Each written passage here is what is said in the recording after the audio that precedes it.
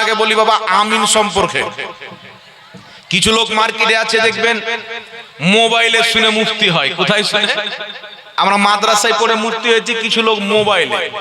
কিছু যুবক শুনতে শুনতে দেখলে একটা ঘুমটাওয়ালা চাদর দেওয়া মৌলবি চলে আসলো, মৌলবি সাহেব বলছে আমিন জোরে বলতে হবে। সাহাবাই এত জোরে আমিন বলতেন মসজিদ গুম গুম গুম গুম করতো। আমি তাজ্জুব, একজন ব্যক্তি এসে বলছেন হুজুর আপনারা আস্তে কেন আমিন বলছেন? কেন রে বাবা? বলছে সাহাবাই এত জোরে আমিন বলতেন যে মসজিদ গুম গুম গুম গুম করতো। আমি বলতাম একে তো কেউ বোকা বানাচ্ছে। আমি বললাম আচ্ছা বলো তো নবীর জামানায় পাক্কি মসজিদ ছিল? বলছে না। সাহাবার জামানায় ছিল না। কেমন মসজিদ ছিল? চতুর সাইডে পাথর মাথর দিয়ে ঘেরা, আর উপরে আপনার খেজুরের গাছ ডানা পাতা দিয়ে ছাদ। এইরকম ঘরে কেউ যদি আমিন বলে গুম গুম করবে বাবা? এই জোরে বলেন গুম গুম করবে? কিয়ামত পর্যন্ত যদি চিখড়ায় তো গুম গুম করবে। তা আমি ওকে বললাম এটা তো আকলেরও খেলাফ যে সাহাবারা এত জোরে আমিন বলতেন মসজিদ গুম গুম গুম গুম করতো। এই মর্মে কোনো সহিহ হাদিস নাই। এই মর্মে একটি হাদিস আছে মুসান্নাফ ইবনে আবি শাইবার মধ্যে, তো যায়িফুন জিদ্দা, অতিরিক্ত দুর্বল। এই জন্য সাহাবা এত জোরে আমিন বলতেন যে মসজিদ গুম গুম করতো।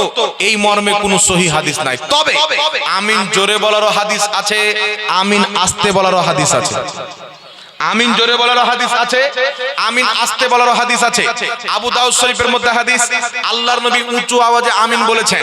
হাকিম আল মুস্তাদরাকের মধ্যে হাদিস, মুসনাদে আহমদের মধ্যে হাদিস আল্লাহর নবী আস্তে আমিন বলেছেন।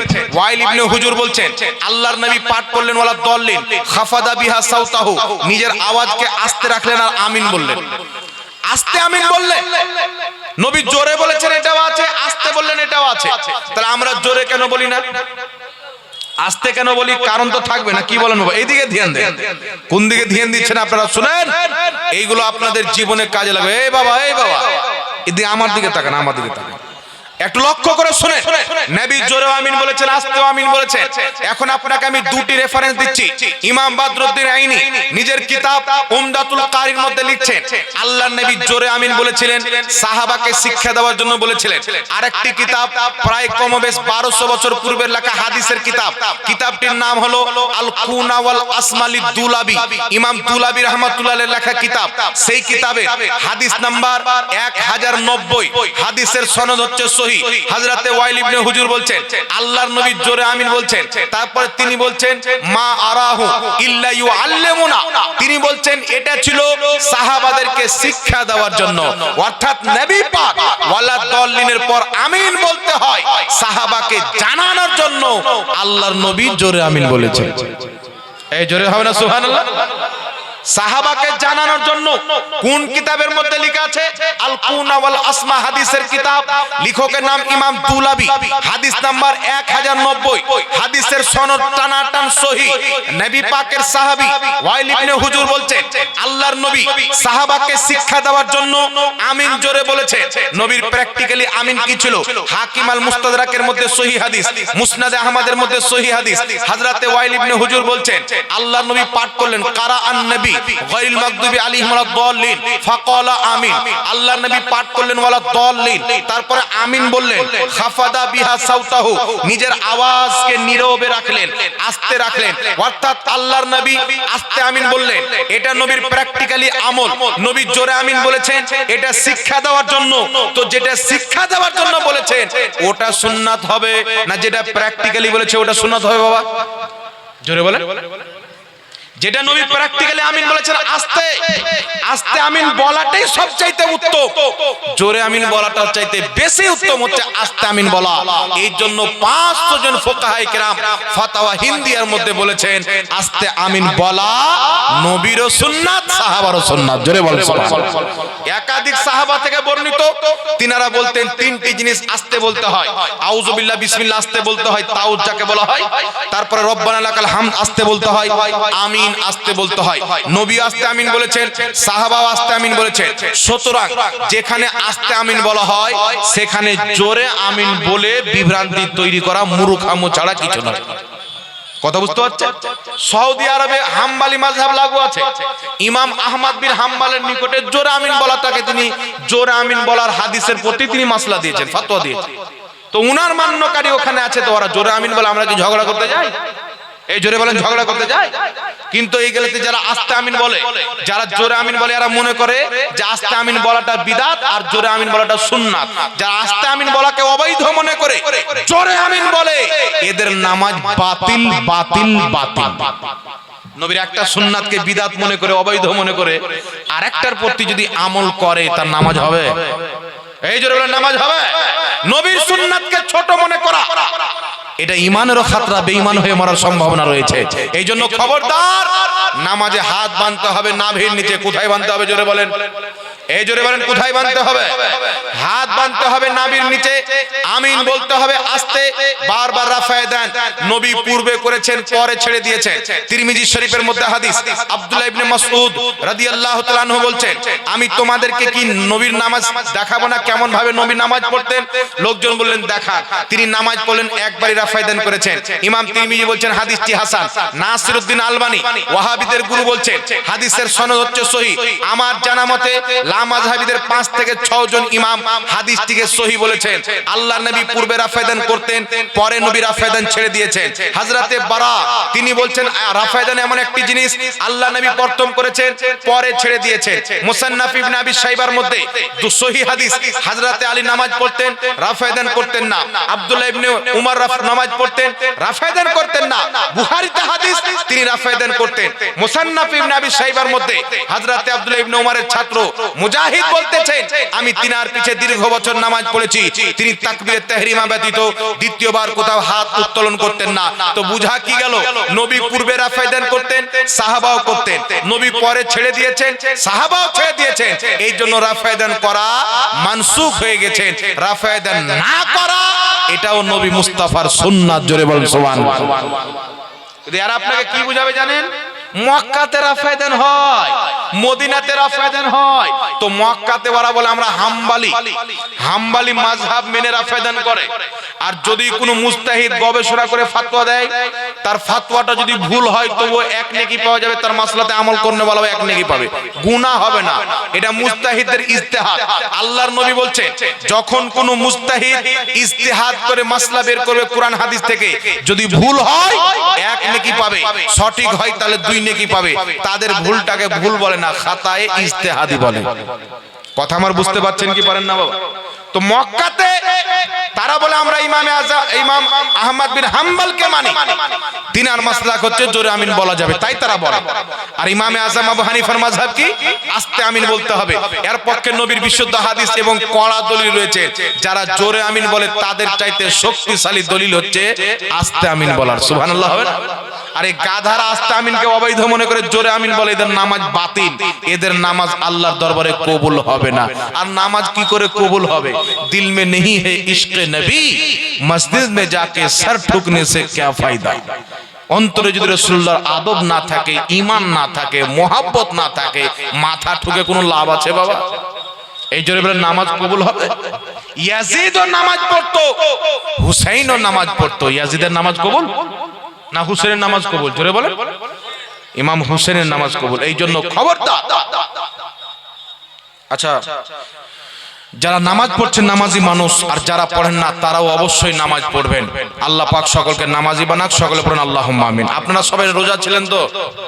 এই জোরে বলেন রোজা ছিলেন তো? রোজা পড়বেন, তারাবি পড়বেন, 5 ওয়াক্তের নামাজ পড়বেন। আল্লাহর নবী বলেছেন, যারা আল্লাহর জন্য একটা রোজা রাখে, আল্লাহ জাহান্নাম থেকে তাকে 100 বছর দূরে করে দেয়। সুবহানাল্লাহ হবে না? রোজাদারের মুখে যে একটা গন্ধ বের হয়, আল্লাহর নিকটে মুস্ক আম্বারের চাইতে বেশি সুগন্ধি। সুবহানাল্লাহ বলে। যারা 1 মাস রোজা রাখবে, আল্লাহ পূর্বের সমস্ত গুনাহ খাতা তাদের ক্ষমা করে দিবে। এই জন্য রোজা আমরা রাখছি এবং রাখবো। জোরে বলেন ইনশাআল্লাহ।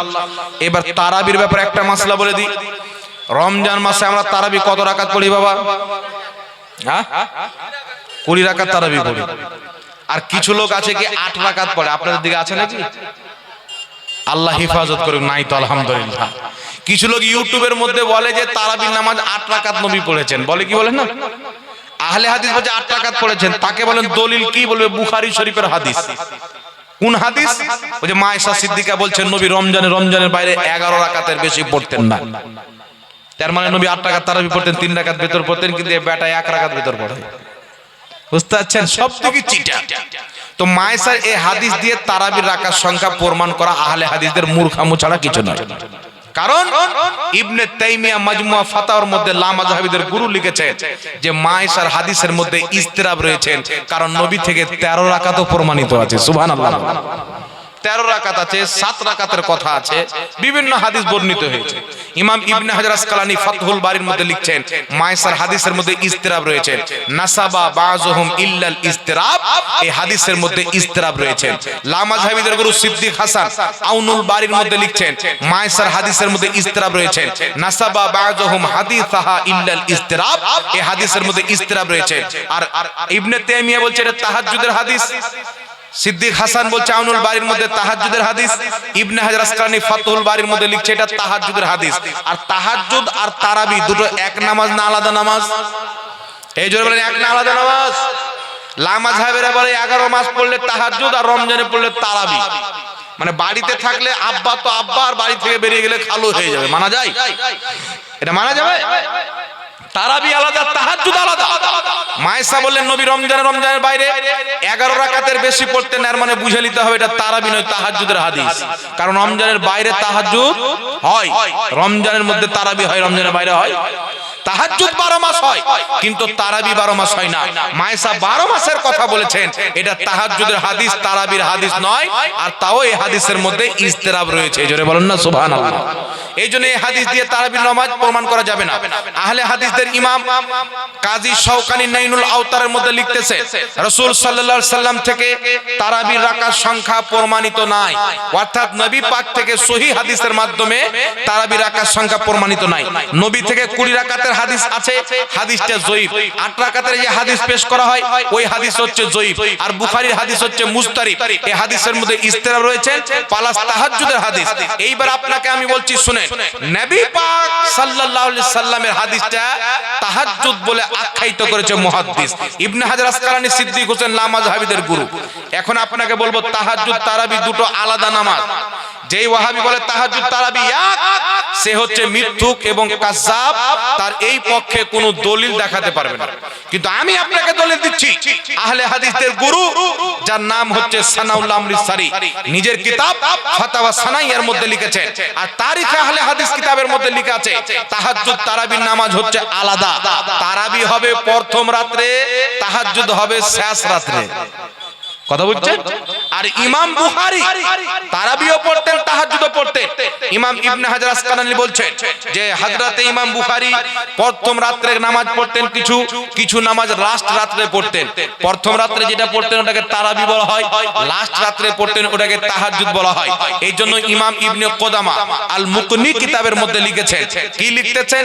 আল মুকনি কিতাবের মধ্যে লিখছেন যে তারাবি এবং তাহাজ্জুদ দুটো নামাজ হচ্ছে আলাদা। মসলা দিচ্ছেন যদি কোনো ব্যক্তি তারাবির নামাজ পড়ার পর তাহাজ্জুদের নামাজ পড়তে চায়, তাহলে সেই ব্যক্তি বেতরের নামাজ পড়বে না, বেতরটাকে হাতে রাখবে। কথা বুঝছেন? তাহাজ্জুদ পড়বে, তারপরে লাস্টে বেতর পড়বে। এখান থেকে কি বুঝা গেল? তারাবি তাহাজ্জুদ আলাদা নামাজ। জাহিলদেরকে কে বুঝাবে বাবা? এরা আবার মার্কেটে চিল্লে বলবে হযরত ওমর ফারুক রাদিয়াল্লাহু তাআলা আনহুর জামানায় 11 রাকাতের হুকুম হয়েছিল, 21 রাকাতের 20 রাকাতের হুকুম হয়নি, 8 রাকাত তারাবির হুকুম হয়েছিল। মিশকাত শরীফের হাদিস পেশ করে, মুওয়াত্তা ইমাম মালিকের হাদিস পেশ করে। তবে মনে রাখবেন বিরাদর ইসলাম, হযরতে ইমাম মালিক রাহমাতুল্লাহ আলাইহি কিতাবের মধ্যে যে 11 রাকাতের হাদিসটি এসেছে, এই মুওয়াত্তা ইমাম মালিকের শারার মধ্যে হযরতে ইমাম ইবনুল বারের বক্তব্য উল্লেখ রয়েছে। ইমাম ইবনুল বার বলছেন, কি বলছেন? যে 11 রাকাতের হাদিস যেটা আছে এটা বর্ণনাকারীর ওয়াহমুন ওয়া গালাতুন, বর্ণনাকারীর ভুল, তিনি ভুল করে 11 রাকাতের কথা বলে দিয়েছেন। আসল হুকুম হয়েছিল কত রাকাত? 20 রাকাত তারাবি। জোরে হবে না সুবহানাল্লাহ? একটু জোরে বলতে হবে সুবহানাল্লাহ। তো যেটা ভুল করে বলবে ওটা দলিল হবে, যে রাবি ভুল করে বলবে ওটা দলিল হবে? কোনই মতে দলিল হবে না। আর যদি হাদিসটাকে সহিহ মেনে নেওয়া হয়, ইমাম বাইহাকি সুনানুল কুবরা লিল বাইহাকির মধ্যে তাতবিক পেশ করছেন, বলছেন পূর্বে 11 রাকাতের হুকুম হয়েছিল, পরে আবার 20 রাকাতের হুকুম হয়েছে। আর 20 রাকাতের প্রতি সমস্ত সাহাবায়ে কেরাম একমত হয়ে গেছে। তো এখন 20 রাকাত পড়তে হবে, 8 রাকাত পড়া বিদআত, চলবে না। কথা বুঝতে পারছেন? 8 রাকাত পড়া চলবে না, 20 রাকাত পড়তে হবে। আর 20 রাকাতের হুকুম হয়েছিল লিহাদিসিল মুখতারা কিতাবের মধ্যে হাদিস, হযরত ওমর ফারুক হুকুম করলেন উবাই বিন কাবকে লোকজনকে নিয়ে 23 রাকাত পড়াবার হুকুম করলেন। 20 রাকাত তারাবি, 3 রাকাত বেতর। হযরত ইমামে মাকদিসি রাহমাতুল্লাহ আলাইহি বলছেন ইসনাদুহু হাসান, হযরত ওমর ফারুক 20 রাকাত তারাবির হুকুম করেছিলেন, হাদিসের সনদ হচ্ছে হাসান। এই হাদিসের মধ্যে একজন রাবী রয়েছেন আবু জাফর আর রাজি। এই রাবীকে লা মাযহাবী দুর্বল প্রমাণ করে তারা বলতে চায় হাদিসের সনদ হচ্ছে জয়ীফ। তবে বাবা আবু জাফর আর রাজিকে তারিখে বাগদাদ কিতাবের মধ্যে ইমাম ইয়াহিয়া বিন মাইন বলছেন তিনি সেকা রাবী। ইমাম জাকারিয়া সাদি বলছেন তিনি সালেহুল হাদিস বিশ্বস্ত রাবী। হাজারো ইমামগণ বলেছেন তিনি হচ্ছেন বিশুদ্ধ সহিহ বর্ণনাকারী। এই জন্য হাদিসটি হচ্ছে হাসান। হাসান হাদিস ইসলামের দলিল। হযরত ওমর ফারুক 20 রাকাতের হুকুম করেছিলেন। জোরে বলতে হবে সুবহানাল্লাহ। কত রাকাতের হুকুম করেছিলেন? 20 রাকাত। আরেকটি হাদিস আপনাকে পেশ করি, মুসান্নাফে আব্দুর রাজ্জাকের মধ্যে হাদিস হযরতে দাউদ বিন কায়েস বর্ণনা করছেন মুহাম্মদ বিন ইউসুফ থেকে, তিনি বর্ণনা করছেন সাইদ ইবনে ইয়াজিদ থেকে। তিনি বলছেন হযরতে ওমর ফারুক নিজের জামানায় লোকজনকে একত্রিত করেছিলেন 20 রাকাত তারাবির পড়তে। কত রাকাত তারাবির পড়তে? 20 রাকাতের প্রতি একত্রিত করেছেন। কিছু লোক এখানে নামাজ পড়ছেন, কিছু লোক এখানে পড়ছেন, কিছু এখানে। হযরত ওমর ফারুক বলেন সবাই এসো 20 রাকাত পড়ো। তিনি 20 রাকাতের প্রতি জমা করলেন। তো এটা হুকুম হলো কি হলো না? এই জোরে বলেন। জমা করাটাও হুকুম। এটা ওয়াহাবি বুঝে না, এখানে জ্ঞান থাকে, ওয়াহাবি থাকে না। ওয়াহাবি থাকলে জ্ঞান থাকে। মুসান্নাফে আব্দুর রাজ্জাকের মধ্যে সহিহ হাদিস দাউদ বিন কায়েস তিনি মুহাম্মদ বিন ইউসুফ থেকে, তিনি সাইব ইবনে ইয়াজিদ থেকে কোন মাইল আলী হাদিসকে দুর্বল বলতে পারবে না। টানাটান সহিহ, সমস্ত বর্ণনাকারী বিশুদ্ধ বর্ণনাকারী। হযরত ওমর ফারুক 20 রাকাতের প্রতি সকলকে জমা করেছিলেন। এই জন্য পৃথিবীর মুসলমান ইমাম ইবনে কুদামা নিজের কিতাব আল মুগনির মধ্যে লিখতেছেন 20 রাকাত তারাবির প্রতি সাহাবার একমত ইজমা হয়ে গেছেন। ইমাম মুল্লা আলী কারি মিরকাতের মধ্যে লিখতেছেন 20 রাকাত তারাবির প্রতি আজমা আস সাহাবা, সাহাবায়ে কেরামের ইজমা হয়ে গেছেন। ইমাম কাসানি রাহমাতুল্লাহ আলাইহি বাদায়ুস সানায়ের মধ্যে লিখতেছেন 20 রাকাত তারাবির প্রতি সাহাবায়ে কেরামের ইজমা হয়ে গেছেন। ইমাম সারাকসি রাহমাতুল্লাহ আলাইহি আল মাবসুত কিতাবের মধ্যে লিখতেছেন 20 রাকাত তারাবির প্রতি সাহাবায়ে কেরামের ইজমা হয়ে গেছেন। আহলে হাদিসদের গুরু ইবনে তাইমিয়া মাজমুআ ফাতাওয়ার মধ্যে লিখছে 20 রাকাত তারাবির প্রতি সাহাবার একমত, সমস্ত সাহাবা একত্রিত হয়ে গেছেন। এটা ওমর ফারুকের জামানা থেকে প্রমাণিত। জোরে বলতে হবে সুবহানাল্লাহ। তাহলে যেটাতে সাহাবা সমস্ত সাহাবা মেনে নিয়েছেন 20 রাকাত তারাবি। এখন কিছু গাঁজাখোর হাদিসের অপব্যাখ্যা করে বলছে 8 রাকাত তারাবি মানা যাবে। এই জোরে বলেন মানা যাবে। সাহাবায়ে কেরাম বেশি বুঝতেন, আজকের মোল্লা বেশি বুঝে। কথা বলে সাহাবায়ে কেরাম বেশি বুঝতেন। এই জন্য খবরদার এদের চুঙ্গুল থেকে ঈমানকে বাঁচিয়ে রাখবেন। 20 রাকাতের কম তারাবির নামাজ হয় না, 20 রাকাত পড়বেন। আর 20 রাকাত তারাবির নামাজ পড়া সুন্নাতে মুআক্কাদা। কি সুন্নাতে মুআক্কাদা? তারাবির নামাজের জামাত হচ্ছে সুন্নাতে মুআক্কাদা আলাল কিফায়া। তারাবির নামাজ যদি কোনো গ্রামের একজন ব্যক্তি জামাতি যদি টোটালে না হয় তাহলে পুরো গ্রাম গুনাহগার হবে। আর কিছু লোক পড়লো, কিছু লোক বাড়িতে পড়লো, তাহলে সবার উপর থেকে ফরজটা আদায় হয়ে গেল। যেমন জানাজার নামাজ ফরজে কিফায়া, কিছু লোক পড়লো আর বাকিটা গুনাহগার হবে না। এরকম তারাবির নামাজের জামাত হচ্ছে সুন্নাতে কিফায়া। কিছু লোক পড়লে, কিছু লোক যারা বাড়িতে পড়ে তাদের কোনো গুনাহ হবে না, তবে মসজিদ গিয়ে পড়বেন বেশি ভালো। কথা বুঝতে পারছেন কি পারেন না বলেন? এবার 20 রাকাত তারাবি যে সুন্নাত, এটা কি আমার বাড়ির কথা? মাত্র আপনাকে দুটি রেফারেন্স দিচ্ছি, শত শত রেফারেন্স রয়েছে, তবে দুটি রেফারেন্স আপনাকে দিয়ে দিচ্ছি। ইমাম নববী রাহমাতুল্লাহ আলাইহি, ইমাম নববী রাহমাতুল্লাহ আলাইহি নিজের কিতাব আল আজকারের মধ্যে লিখতেছেন আন্না সালাতাত তারাবিহ সুন্নাতুন বিইত্তিফাকিল উলামাই ওয়া হিয়া 20 রাকাতান। ইমাম নববী বলছেন 20 রাকাত তারাবির নামাজ হচ্ছে সুন্নাত। এই বিষয়ে সমস্ত আহলুল ইলম একমত। এই জোরে হবে না সুবহানাল্লাহ। ইমাম নববী আমার বাড়ির মৌলবী নয়, ইনি হানাফিও নয়, আহলে হাদিসদের গ্রহণযোগ্য মুহাদ্দিস, দেওবন্দীদের গ্রহণযোগ্য মুহাদ্দিস, সকলের নিকটে গ্রহণযোগ্য মুহাদ্দিস, তিনি বলছেন সমস্ত আহলুল ইলম একমত 20 রাকাত তারাবি হচ্ছে সুন্নাত। আর কেউ যদি 20 রাকাত সুন্নাত আর 8 রাকাত পড়লো, তাহলে 12 রাকাত ছাড়লো কি ছাড়লো না? তাহলে 12 রাকাত ছাড়ার গুনাহ হবে না নেকি হবে? তো যারা 8 রাকাত তারাবি পড়ে আর নেকি পায় না, গুনাহ হয়, উল্টা গুনাহ হয়। কথা বুঝতে পারছেন? ইমাম গাজ্জালী রাহমাতুল্লাহ আলাইহি, যিনাকে হুজ্জাতুল ইসলাম বলা হয়, এত বড় আলিম ছিলেন, আহিয়া উলুমিদ্দিন কিতাবের মধ্যে লিখছেন 20 রাকাত তারাবির নামাজ পড়া হচ্ছে সুন্নাত। জোরে বলেন সুবহানাল্লাহ। ইমাম আবুল বারকাত আর নাসাফি বলছেন 20 রাকাত তারাবির নামাজ পড়া সুন্নাতে মুআক্কাদা, সুন্নাতে মুআক্কাদা। 20 রাকাত পড়তে হবে। কেউ যদি 18 রাকাত পড়ে 2 রাকাত ছাড়ার গুনাহ হবে। হ্যাঁ, শরীর অসুস্থ আছে, পারছে না, সেটা আলাদা ব্যাপার, মাজুর হয়ে গেল। সুস্থ শরীরে 8 রাকাত পড়ছে, 12 রাকাত ছাড়া দিচ্ছে, এরকম ব্যক্তি হচ্ছে পাপী, এরকম ব্যক্তি হচ্ছে বিদাতি এবং গুনহগার। কথা বুঝছেন? বাংলাদেশে এই মৌলবিটা বললাম না, কাজ্জাব বিন ইবলিস, এই মৌলবি বলছে 20 রাকাত তারাবির হাদিস জাল, 8 রাকাত তারাবির হাদিস সহিহ। নাউজুবিল্লাহ বলে। পূর্বের কোন মুহাদ্দিস জানতেন না 20 রাকাত তারাবির হাদিস জাল, এ বেটা বুঝলো বাংলাদেশে বসে। তাহলে চিন্তা করেন বাবা, এরা 2024-এ ধর্ম কিভাবে প্রচার করছে। 1400 বছরের ইসলামকে বাদ দিয়ে 2024-এ আমেরিকা যেমন ফান্ডিং করছে, তেমন ইসলাম প্রচার করছে। 20 রাকাত তারাবির হাদিস জাল। পৃথিবীতে কোন মায়ের লাল এমন সন্তান জন্ম দেয়নি, কিয়ামত পর্যন্ত দিবে না। বরং 20 রাকাত তারাবির নামাজ পড়া সুন্নাত, 8 রাকাত জাল। 8 রাকাত পড়া চলবে না। যদি মুওয়াত্তা ইমামে মালিকের 8 রাকাতের হাদিস সহিহ মেনে নিলাম, তবুও তাতবিক আছেন, পূর্বে 8 রাকাতের হুকুম ছিল, পরে 20 রাকাতে একত্রিত হয়ে গেছেন, আর 8 রাকাত পড়া চলবে না। কথা বুঝতে পারছেন? তো জালের প্রতি তোমরা আমল করো, সহিহ হাদিসের প্রতি আমরা আমল করি। সুবহানাল্লাহ বললাম।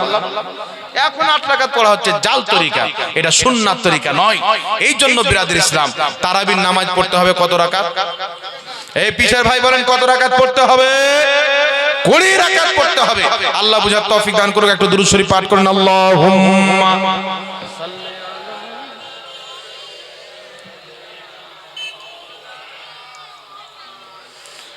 ওয়া আলা আলি সাইয়্যিদিনা মাওলানা।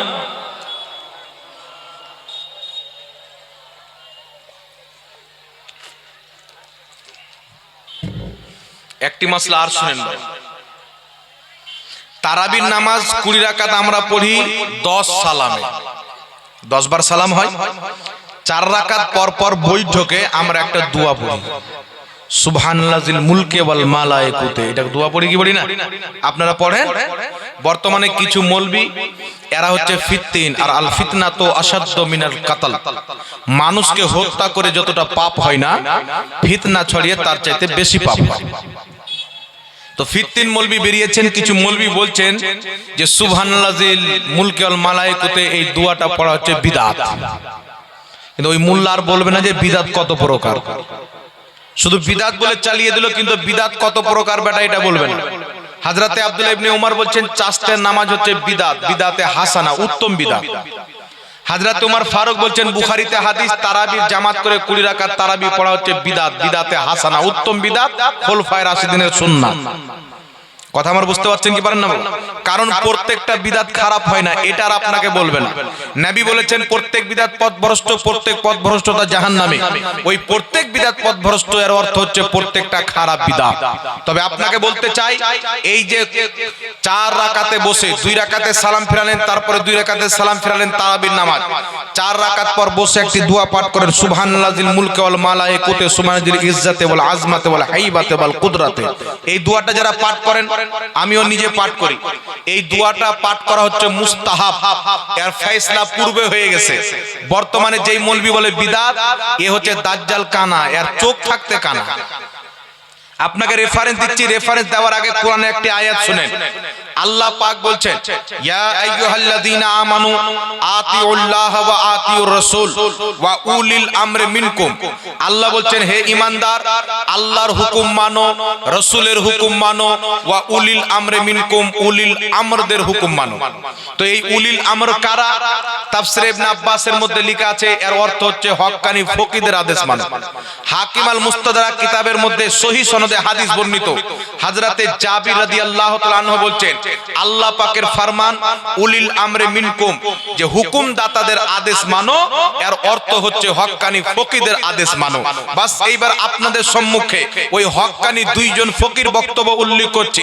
বিশ্ববিখ্যাত ফকি ইমাম কাসানি রাহমাতুল্লাহ আলাইহি নিজের কিতাব বাদায়ুস সানায়ের মধ্যে লিখতেছেন যে 4 রাকাত তারাবির পর 2 রাকাত করে 4 রাকাত পড়ার পর একটি দোয়া যেটা আমরা পাঠ করি সুবহানাল্লাযিল মুলকে ওয়াল মালাইকুতে, উক্ত দোয়াটি পাঠ করা ইমাম কাসানি রাহমাতুল্লাহ আলাইহি বাদায়ুস সানায়ের মধ্যে লিখতেছেন মুস্তাহাব, যারা পাঠ করবে তারা নেকি পাবে। জোরে বলেন না সুবহানাল্লাহ। উত্তম কাজ, সওয়াবের কাজ। তারপরে ইমাম ইবনে আবিদিন শামী রাহমাতুল্লাহ আলাইহি নিজের কিতাব ফাতাওয়া শামীর মধ্যে লিখতেছেন এই দোয়াটি পাঠ করা তারাবির নামাজ 2 রাকাত করে প্রত্যেক 4 রাকাত পর বৈঠকে এই দোয়াটি পাঠ করা হচ্ছে মুস্তাহাব। ফুকাহায়ে কেরাম মুস্তাহাব বলে ফয়সালা করে দিয়েছেন। 500 বছর পূর্বেকার 700 বছর পূর্বেকার ইমাম লিখছে মুস্তাহাব, আর বাংলাদেশের গুদর মুন্সি বলছে বিদআত। তো এই মুন্সির কথা মানবো না মুহাদ্দিসদের কথা মানবো? এই জোরে বলেন কার কথা মানবো? যারা এই মুন্সির কথা মানবে এই মুন্সিও জাহান্নামে যাবে, ওর মান্যকারী ওর পিছে জাহান্নামে যাবে। আর মুহাদ্দিসরা হচ্ছে জান্নাতি, তাদের মান্যকারীও জান্নাতি। জোরে বলেন না সুবহানাল্লাহ। এইজন্য মুহাদ্দিসদের কথা মানেন, ফুকাহাদের কথা মানেন। তিনারা লিখে দিয়েছেন কিতাবের মধ্যে 4 রাকাত তারাবির নামাজের পর সুবহানাল্লাযিল মুলকে ওয়াল মালাইকুতে, সুবহানাল্লাযিল ইজ্জাতে ওয়াল আযমাতে, এই যে দোয়াটা আমরা পাঠ করি এই দোয়াটি পাঠ করা হচ্ছে মুস্তাহাব। ইমাম কাসানি, ইমাম ইবনে আবিদিন শামী বড় বড় ফুকাহায়ে কেরাম মুস্তাহাব বলেছেন। আজকের যদি কোনো মৌলবি এসে নাজায়েজ বলে চলবে? এই বিদআত যদি বলে চলবে? ওই মোল্লা কত বিদআতের প্রকার আছে, বিদআত কাকে বলে ওর কান ধরে যদি তারে জিজ্ঞাসা করা হয় তাহলে বেটা বুঝতে পারবে যে বিদআত কাকে বলে আর কোনটা বিদআত খারাপ কোনটা ভালো। এইজন্য খবরদার, 4 রাকাতের পর যেই দোয়াটা পাঠ করছেন পাঠ করা মুস্তাহাব। কেউ যদি পাঠ করে তো ভালো, না পাঠ করলে গুনাহ নাই। তবে নাজায়েজ বিদআত বলার অধিকার কে দিয়েছে? শরীয়তটা কি ওর বাপের? এই জোরে বলেন, শরীয়ত কোন মোল্লার বাপের, কওরির বাবার শরীয়ত নয়। শরীয়ত হচ্ছে রাসূল পাকের। জোরে বলতে হবে সুবহানাল্লাহ। আর ফুকাহায়ে কেরাম কুরআন হাদিস থেকে ইজতিহাদ করে যে মাসলা বয়ান করেছেন সেটাকে মানতে আল্লাহ কুরআন পাকে বলেছেন। এই জন্য এই দোয়াটা পাঠ করা হচ্ছে মুস্তাহাব। একবার দুরূদ শরীফ পাঠ করেন, আল্লাহুম্মা সাল্লি আলা সাইয়্যিদিনা।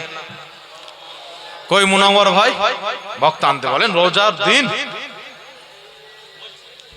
মাওলানা মুহাম্মদ সাল্লাল্লাহু আলাইহি ওয়াসাল্লাম। বুঝতে পারছেন বাবা, রোজা রমজানের দিন চলছে, সারাদিন মানুষ না খেয়ে থাকছে, আর এমনিতে কতশো কিলোমিটার যে সাফার করে এসে গোনা ভুলে গেছে। আর আমাদের টাইম থাকে 2 ঘন্টা, কোথাও 2 ঘন্টা বলি, কোথাও 10-20 মিনিট কম বলে দিই। আজকে 2.5 ঘন্টা হতে চলেছে। কমিটির লোককে অনুরোধ করবো বক্তাটাকে একটু তাড়াতাড়ি নিয়ে আসেন। হ্যাঁ, অনেকক্ষণ বলা হলো, রোজা রমজানের দিন আছে, দেখে শুনে কাজ করতে হবে, না কি বলেন বাবা? আর যা কিছু বলা হলো আলহামদুলিল্লাহ এটির প্রতি আমল করলেই অনেক, না কি বলেন? তবে বক্তা আস্তে আস্তে আমি আপনাদেরকে বলবো, কেউ যদি কোনো প্রশ্ন করতে চান, মাত্র 2-3 জন ব্যক্তি, তাহলে আপনারা 2-3 জন প্রশ্ন করতে পারেন। কেউ আছেন কিছু প্রশ্ন করবেন?